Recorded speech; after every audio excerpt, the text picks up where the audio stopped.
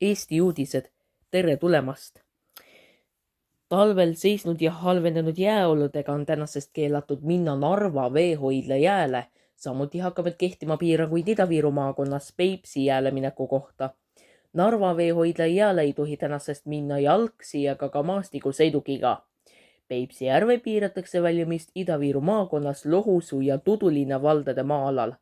Seal võib jääle minna jalgsi kuni 1 kilomeetri kaugusele kaldast. Samuti on keelatud jääle minek maastikusõidukiga. Iisaku ja Alajõe valdade maa-alal on jääle minek jalgsi ja sõidukiga kuni 5 kilomeetri kaugusele kaldast. Keelatud on läheneda ojade ja jõgede suunate lähemale kuni 500 meetrit ja Narva jõe suunale lahte lähemale kui 1 kilomeeter. Ida prefektuur palub kehtestada nõuetes, et suhtuda tõsiselt ja on suurede ilmade tõttu muutunud ohtlikuks. Eesti uudised kõik, ilusat hommikut!